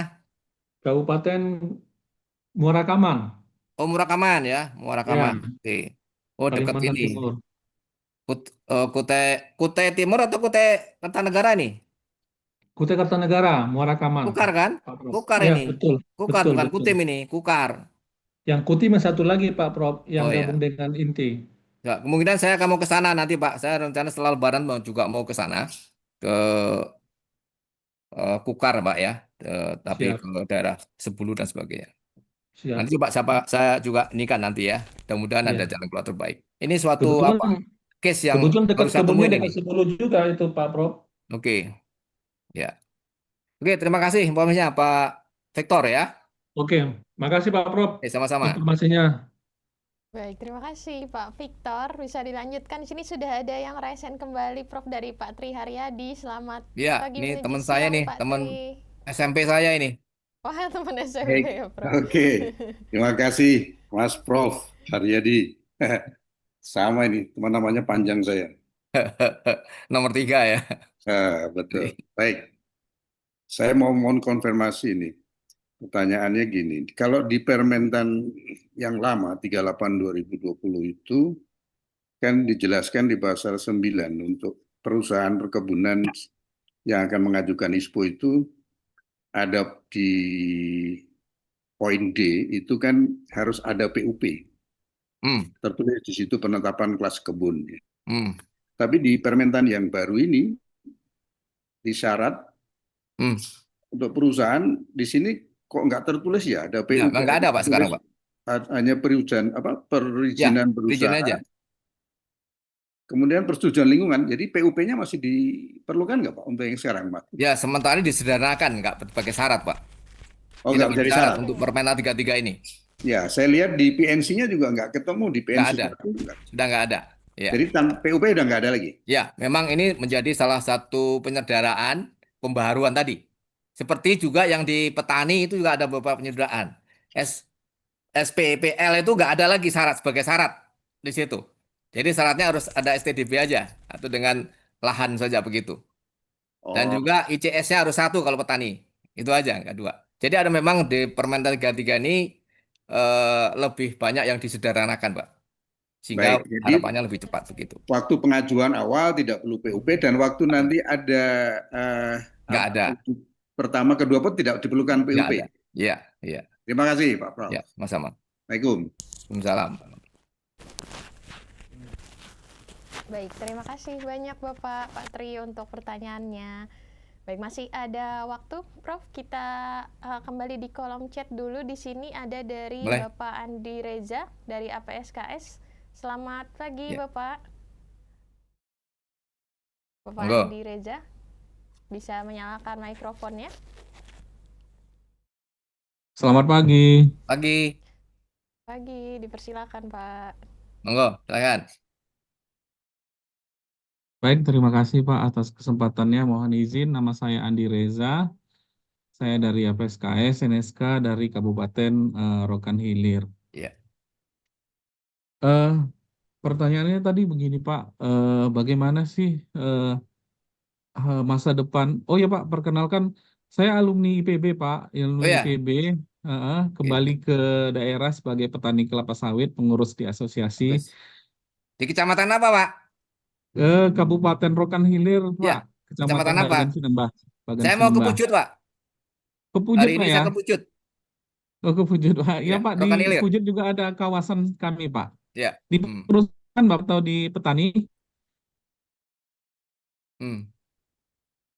Halo, Ya putus. Pak. Bapak, suaranya. Lanjut. Pertanyaannya apa? Baik. Kalau ada kesempatan boleh kita bertemu ya Pak. Boleh. Pertanyaannya begini Pak, bagaimana sih masa depan ISPO ke depannya Pak? Mengingat setahu kami di lapangan itu tidak ada yang namanya penyuluh kelapa sawit. Yang ada di lapangan adalah penyuluh Kementerian Pertanian, penyuluh palawija, penyuluh padi, begitu. Kenapa sih tidak ada penyuluh kelapa sawit begitu? Apakah sawit ini tidak menjadi unggulan dari Kementerian Pertanian atau seperti apa? Kemudian tadi yang kita tahu petani sawit itu yang swadayanya hampir 40%, itu kan banyak sekali. Dan kita tahu ISPO-nya kemarin kami dapat informasi hanya 1% petani swadaya yang sudah sertifikasi ISPO. Kurang 1%, Pak. Kurang ya Pak malah ya. Jadi kurang sedikit. Jadi masa depannya seperti apa Pak? Apakah kita yakin seluruh Indonesia itu pekebun swadayanya akan mendapatkan ISPO? Bagaimana sih strategi yang seharusnya diterapkan pemerintah sendiri? Dan bagaimana sih peranan pemerintah sendiri seharusnya terhadap ini? Karena mengurus STDB aja itu sangat susah. Katanya program dari pemerintah, tapi mengurus STDB-nya sangat susah gitu. Dan satu lagi Pak, pertanyaannya, apakah benar untuk yang terbaru sekarang ISPO untuk pekebun apakah harus terdaftar Simluhtan? Apakah itu levelnya wajib atau levelnya hanya apa aja? Maksudnya sudah atau seluruh anggotanya harus dengar kemarin harus terdaftar begitu? Apakah apakah seperti STDB apa enggak gitu? Karena STDB kan wajib gitu. Baik Pak, itu saja mungkin Pak. Terima kasih. Baik. memang langsung jawab ya, Ya, Pak Pak. Andi. Persilakan Bapak. Jadi memang lama ini kita belum di Kementan nggak ada penyuluh karena mungkin pemerintah kita orientasinya swasembada pangan dengan gitu kan. Tapi di sini pemerintah menandakan pendampingan, Pak. Pendamping, tim pendamping ada yang bisa disampaikan berikan itu. Pendamping untuk ISPO, pendamping untuk pengelolaan kebun sawit yang berkelanjutan. Ini ada pendamping itu, Pak. Itu biasanya dari NGO, dari LSM atau dari juga beberapa lembaga gitu ya bisa pendampingan seperti itu Pak untuk ISPO ini gitu. Jadi dan juga ada pendanaan juga untuk pendampingan ini dari dinas maupun dari BPDB itu ada untuk pendampingan. Hanya memang harus menyampaikan kepada dinas tempat gitu. Itu tentang penyuluh tadi ya pendamping itu. Kemudian tentang apa tadi? Yang kedua tadi apa Pak? Terkait dengan eh, Masa depan sawit, Pak. Karena masa tadi yang depan ya. Kalau sertifikasi kita cuma 1% gitu ya, kan. Mana kalau sih kita terwujudnya gitu. eh, orang Indonesia harus yakin harus dan kita mengupayakan bagaimana supaya sawit kita tuh diterima di seluruh dunia kan begitu. Kalau kita tidak melaksanakan itu, nah, nanti jangan-jangan kita nggak bisa jual sawit di negara lain ya. Karena itu pemerintah ini dengan Permentan yang 33 ini untuk menyederhanakan apa-apa kemarin yang Permentan 38 itu menjadi permasalahan krusial itu disederhanakan ya dihilangkan seperti syarat SPPL untuk kebun itu udah nggak ada lagi sekarang sebagai syarat. Oh, ya. Itu bukan syarat untuk bisa ISPO demikian gitu. Kemudian tadi dengan Simluh pun juga bukan jadi syarat. Nanti dia bisa terdaftar nanti sampai suatu saat akan bisa termenuhi itu. Itu bertahap Kak untuk petani itu Pak. Itu ya. Jadi kita harus yakin. Kalau kita nggak yakin nanti malah kita bermasalah. Kaitannya apa? Kaitannya nanti produk kita nggak akan diterima. Ya, memang ISPO ini kan bagaimana kita ngelola secara baik, secara standar yang baik, sehingga mulai dari bahan bakunya, mulai dari cara pengelolaannya, jadi tidak mau sembarangan saja kayak gitu. Maksudnya demikian, Pak. Jadi kita harus yakin lah, Pak Andi ya. Bapak, ya Bapak kan juga mungkin dari SPKS ini kan juga membina petani, Pak. Iya kan? Betul, Pak. Ya, membina petani itu. Iya, Pak.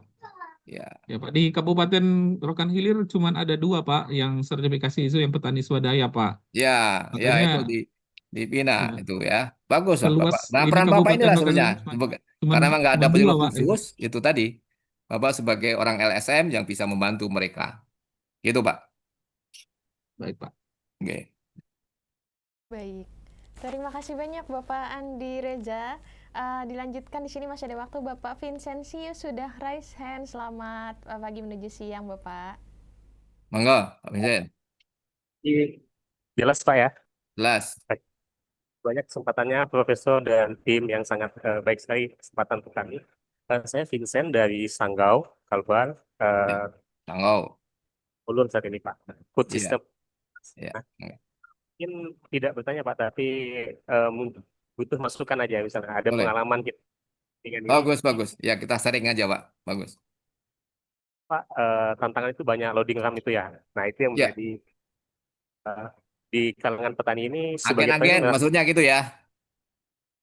merasa bahwa LSPO atau ISPO ataupun SCDB ini belum menjadi kebutuhan. Nah, itu menjadi tantangan sih, Pak. Karena dia melihat bahwa sawit yang dipanen itu tetap bisa dijual dengan harga yang tinggi di tengkulak-tengkulak tadi, Pak. Nah, itu Ya, menjadi tantangan. ya. Nah, kedua, terkait ini, Pak, integrasi sawit dengan ternak ini, nah mungkin ada pengalaman yang memang bisa dibagikan secara umum gitu, Pak ya. Kalau yang biasa kan sawit sapi misalnya. Nah, kalau di Kalimantan ini kan ada apa ya ternak-ternak lain mungkin yang memang potensial. Nah itu juga tujuan kita di sini Pak, karena pengolahan sawit yang selama ini di Satria Penting itu, apalagi petani swadaya itu memang penghasilannya tidak ada gitu kan Pak, apalagi kebun-kebun kecil. Nah itu yang menjadi integrasi sawit dengan komoditi lain misalnya.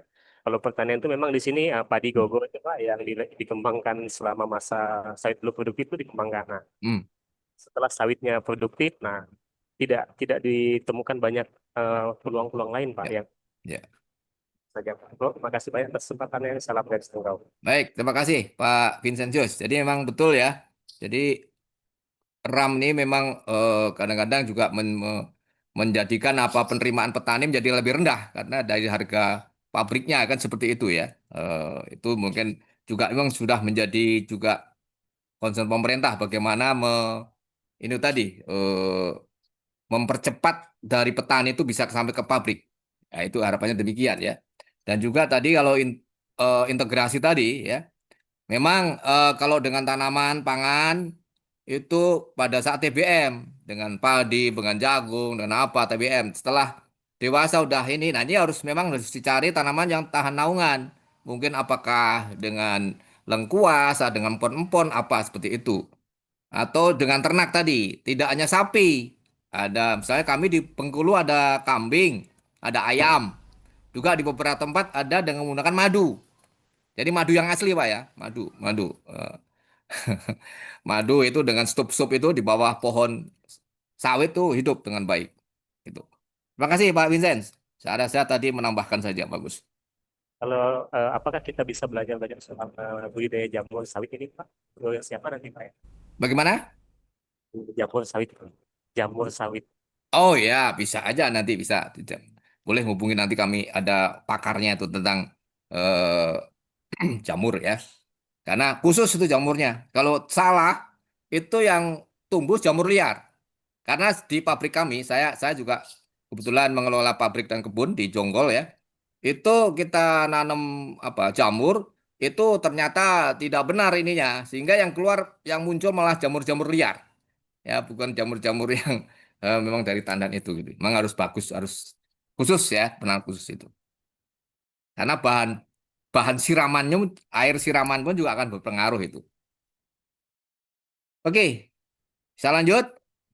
Baik, terima kasih Pak Vincentius. Di sini ada yang resen kembali Bapak dari Pak Bernard. Selamat siang Pak Bernard. Bernard. Ya, selamat siang. Enggak. Ya, terima kasih. Salam kenal Pak Aryadi. Salam Saya kenal. Bernard dari Medan Pak ya. Oh, Medan, wajahnya mana Jadi Pak Bernard? yang saya mau tanyakan ada dua isu besar ya Pak ya. Iya. Pada akhirnya kan tujuan kita sertifikasi nih bicara posisi tawar kan gitu ya Pak ya. Iya, betul. Posisi tawar secara internal bahwa kemudian pengelolaan kita bisa kita wariskan kepada anak cucu kita kan begitu. Iya. Kemudian posisi tawar kita di eksternal, bagaimana kemudian kita sebagai pemain terbesar tidak tikus mati di lumbung padi. Berharap sangat sebenarnya dari dulu adanya sertifikasi ini, ya posisi tawar kita terhadap harga pasar itu naik. Jadi bukan hanya supply and demand. Bahwa kita dari dulu kan di black campaign ya oleh luar negeri dan banyak kita stakeholder pemangku kepentingan di Indonesia mengcounter itu. Tapi tetap juga ya kalau saya pikir kita tikus mati di lumbung padi, bukan kita sebagai penentu. Berharap juga kepada BPI. Jadi ini bukan sekedar kita ada diskusi, tapi kemudian apa yang kita bisa simpulkan di sini bisa kita salurkan. Ya pada akhirnya ke pemerintah. Jadi itu di posisi tawar kita di luar Pak. Saya yang di dalam ini. Manifestasi dari apa yang terjadi sekarang Pak ya. PKH. Sebenarnya kan dulu ada proses yang sudah jelas dan terukur ya bagaimana perusahaan mendapatkan HGU. Ada proses dari awal, ada proses di mana pemangku kepentingan dulu ya itu bisa bekerja dengan jujur sehingga nggak terjadi yang apa yang kita lihat sekarang ini gitu loh. Ya kan? PKH ada 3 juta Pak. Sebenarnya itu percikan kepada pemerintah juga. Ya. Karena ada kan moto Pak. Ya kan? kejahatan terjadi bukan hanya karena ada niat pelakunya, tapi juga karena ada Ada kesempatan. peluangan, kesempatan. Iya kan, Pak? Iya. Jadi apakah selepas dari PKH ini kita juga akan ke depan itu sama seperti itu gitu. Ini yang harus kita dudukkan bersama. Iya. Semua pemangku kepentingan, kita yang di praktisi, Bapak di akademisi, dan kemudian harus duduk dengan birokrat. Iya. Ya kalau enggak ini, wah blunder Pak.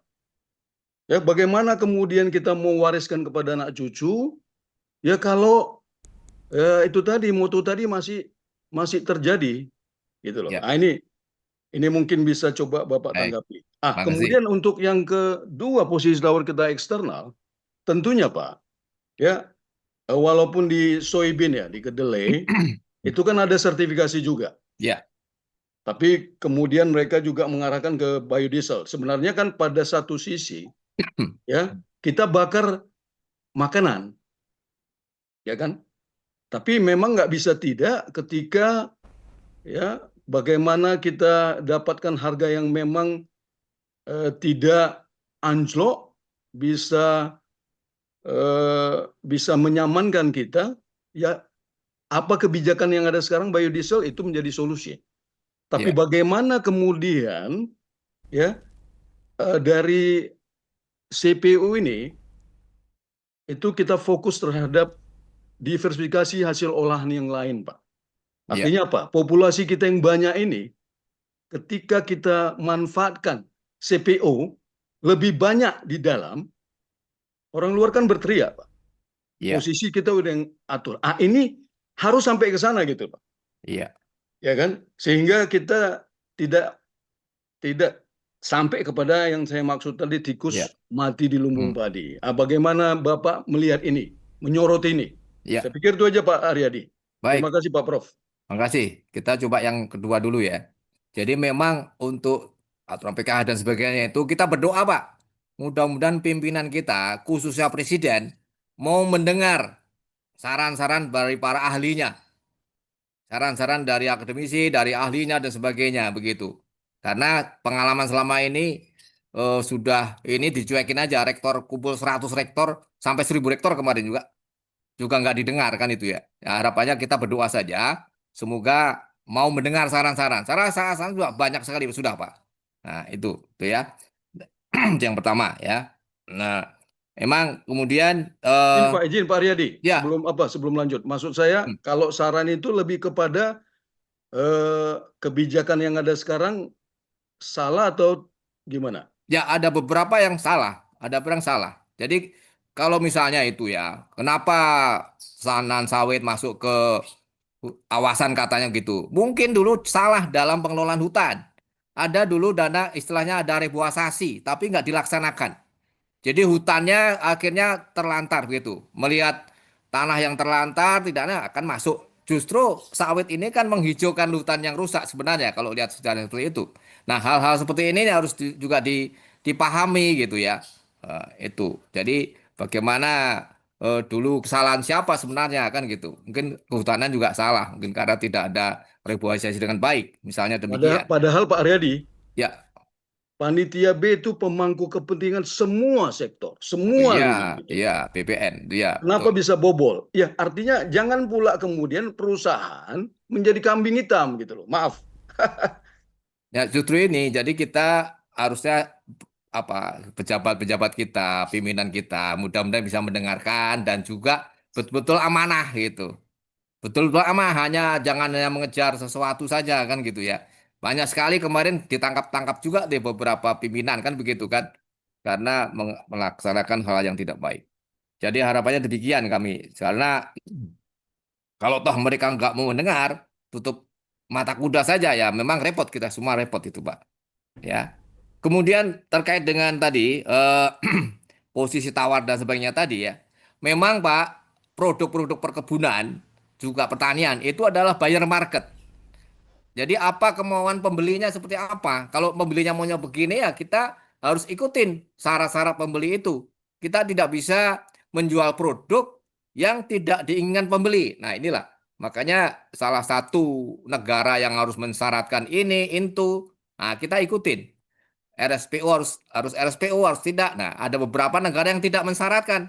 Nah, kita mau jualnya kemana? Memilih mana? Mana eh, pembeli-pembeli yang memenuhi syarat tertentu gitu ya. Jadi memang yang menentukan itu pembelinya memenuhi syarat seperti ini ya. Nah, ini makanya kalau banyak perusahaan di luar itu membeli mau inginnya sustainable ya, kita harus membuat produk yang sustainable supaya dibeli. Kalau tidak nanti nggak dibeli.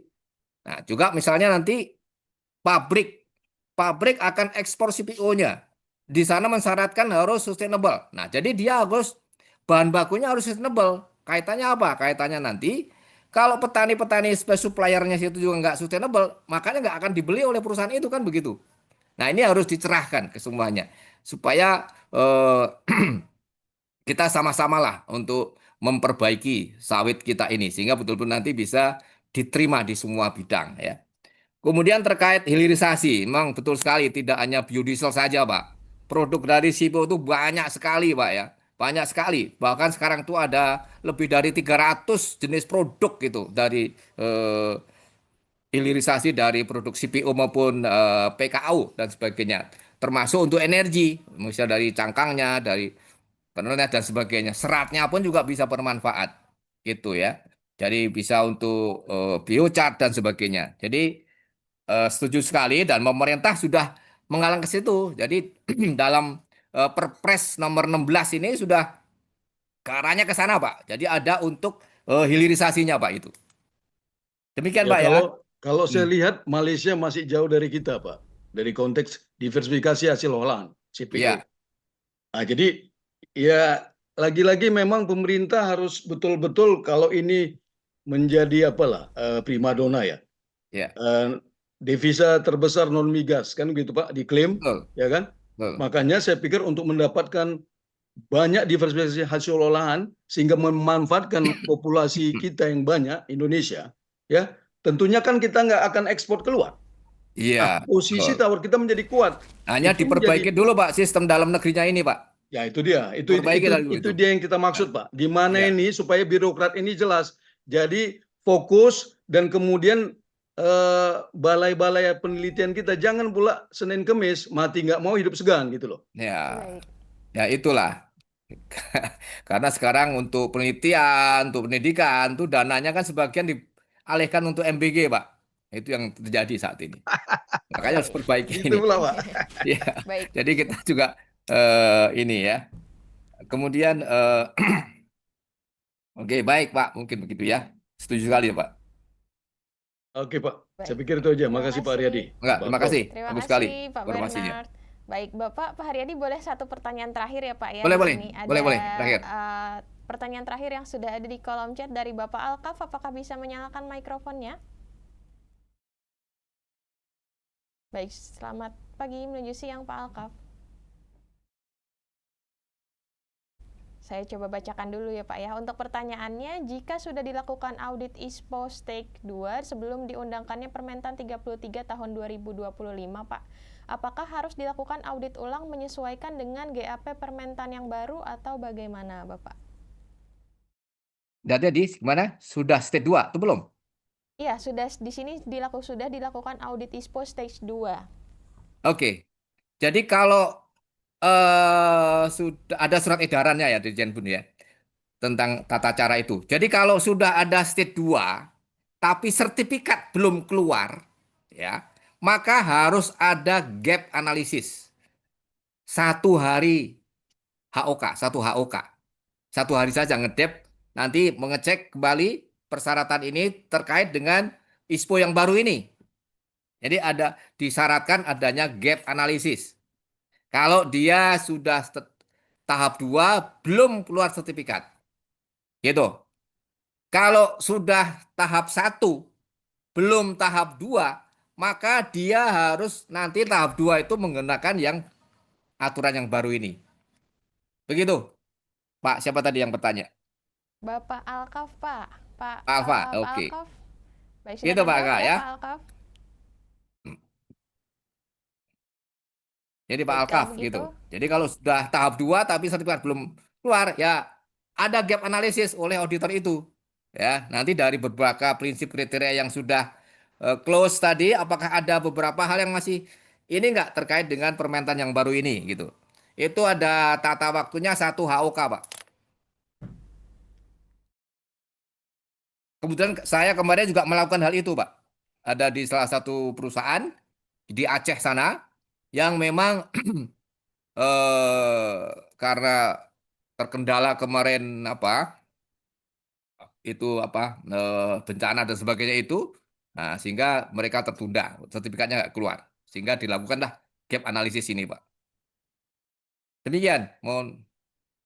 Baik, terima kasih banyak Prof untuk diskusinya pada pagi hari ini, Prof. Tadi untuk pertanyaan Baik. dari Pak Alkaf menutup sesi diskusi kita pada hari ini ya, Prof ya. Baik. Masih banyak yang penasaran juga sepertinya sebelumnya. Monggo, namun silakan. karena Nanti waktu WA kita saja, silakan. terbatas. Baik, Prof. Kalau begitu Ya. izin, Prof, ada yang mau disampaikan dulu kah, Prof, untuk closing statement-nya sebelum ditutup pada sesi webinar ini? Oke, baik. Jadi kita sebagai insan sawit harus optimis. Mari kita wujudkan sawit Indonesia itu lestari berkelanjutan. Dan baik perusahaan maupun pekebun itu kita dorong untuk ISPO semuanya, ya, sehingga sawit kita bisa diterima di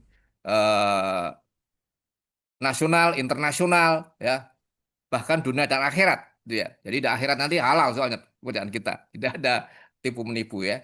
Demikian barangkali.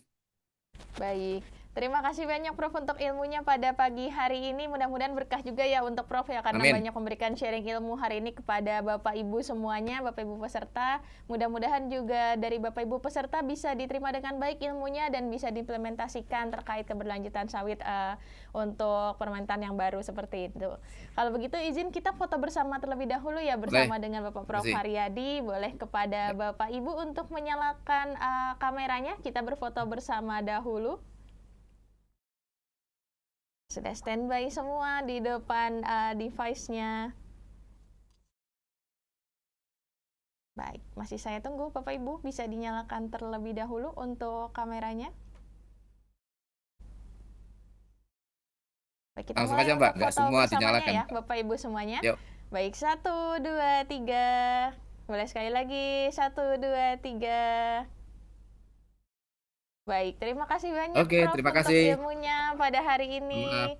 Assalamualaikum Prof, warahmatullahi wabarakatuh. Waalaikumsalam warahmatullahi wabarakatuh. Saya izin untuk Salam sehat, menyampaikan semangat. informasi Jalan. selanjutnya ya Prof. Prof, hati-hati Semangat. ke Pekanbaru. Sehat-sehat. Tun. Nggih. Safe Waalaikumsalam life Prof, warahmatullahi hati-hati wabarakatuh. Salam, Terima nggih. kasih perjalanan. untuk Betul. ilmunya. Terima kasih, Prof. Siap. Saya keluar, Baik, nggih. kepada Bapak Baik, terima kasih Oke, banyak clear Prof. out. Kepada Bapak Ibu peserta mohon untuk tidak keluar terlebih dahulu. Saya informasikan dulu untuk materi dan informasi selanjutnya. Baik, sebelumnya saya ucapkan terima kasih banyak kepada Bapak Ibu karena telah mempercayakan Best Planter Indonesia sebagai wadah pengembangan ilmu Bapak Ibu. Dan saya informasikan juga Bapak Ibu untuk Best Planter Indonesia akan mengadakan webinar setiap bulannya. Jadi setiap bulan akan ada free webinar yang bisa Bapak Ibu akses dan informasinya bisa Bapak Ibu lihat di sosial media Best Planter Indonesia ataupun bisa mengunduh aplikasi Edu Sawit by BPI. Jadi Best Planter Indonesia memiliki aplikasi untuk media digital belajar perkebunan sawit oleh Bapak Ibu semuanya, namun saat ini baru hanya tersedia di platform Android. Jadi Bapak Ibu bisa akses di Google Play Store. Di sini nanti Bapak Ibu bisa mengakses modul-modul dari Best Planter Indonesia dan juga informasi perkebunan sawit update serta informasi pelatihan update dari BPI. Dan aplikasinya nanti untuk linknya juga akan diinformasikan juga ya di grup Bapak Ibu. Jadi bagi Bapak Ibu yang belum masuk ke grup WhatsApp-nya bisa di sana digunakan difasilitasi untuk Bapak Ibu bisa saling sharing sesama dengan kolega yang bergabung pada pagi hari ini. Dan juga untuk materi nanti akan di-share di grup WhatsApp tersebut ya Bapak Ibu semuanya. Adapun untuk absensi pada pagi hari ini sudah dikirimkan di kolom chat. Nanti mohon bantuan untuk operator dari Best Planter Indonesia mengirimkan kembali untuk link absensinya. Bisa Bapak Ibu akses sambil saya menutup untuk sesi pada pagi hari ini. Jangan lupa untuk mengklik link akses tersebut.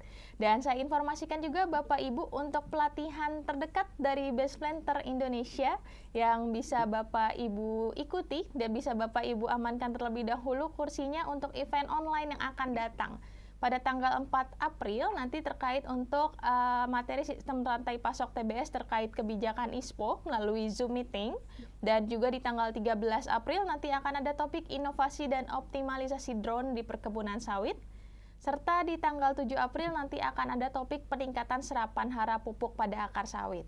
Nanti untuk teknis pendaftarannya, jika ada yang mau ditanyakan lebih lanjut, bisa langsung dihubungi admin Base Planter Indonesia yang sudah menghubungi WhatsApp Bapak dan Ibu masing-masing.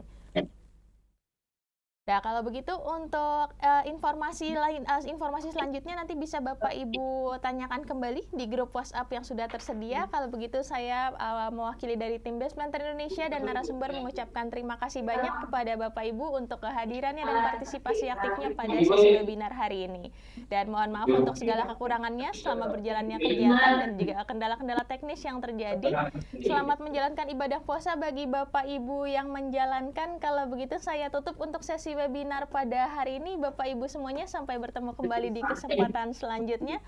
Wassalamualaikum warahmatullahi wabarakatuh. Terima kasih banyak Bapak Ibu semuanya. Terima kasih Bu Alia. Terima kasih Bapak.